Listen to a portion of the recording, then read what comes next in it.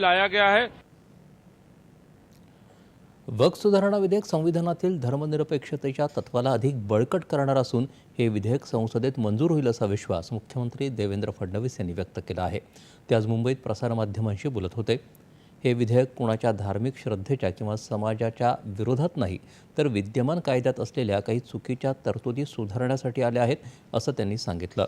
विद्यमान कायद्यामुळे चुकीच्या पद्धतीनं जमिनी लाटणाऱ्यांवर या सुधारणा विधेयकामुळे पायबंद बसेल असं ते म्हणाले। नव्या विधेयकात वक्फ बोर्डात मुस्लिम महिलांना देखील स्थान देण्यात आलं आहे। हे पुरोगामी पाऊल आहे असंही त्यांनी सांगितलं। सत्सद विवेकबुद्धी असलेलं राजकारणी या विधेयकाचा विरोध करणार नाहीत असं म्हणत फडणवीस यांनी शिवसेना उद्धव बाळासाहेब ठाकरे गटावर निशाणा साधला।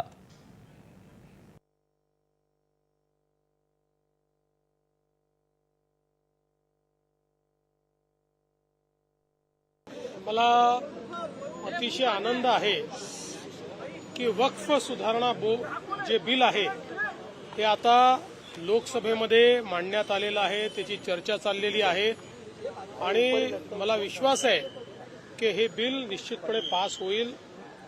खरं म्हणजे भारतीय संविधानाच्या प्रिएम्बलमध्ये जो सेक्युलर शब्द वापरला गेलेला आहे त्याचं प्रत्यंतर आपल्याला या बिलामध्ये पाहायला मिळतं।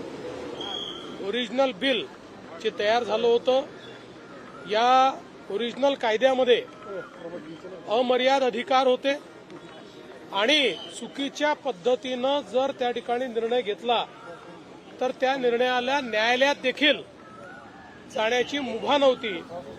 आता या नवीन बिलाने ती मुभा दिलेली आहे। ज्यांची सत्सद विवेक बुद्धी जागृत आहे ते सगळे या बिलाचं समर्थन करतील।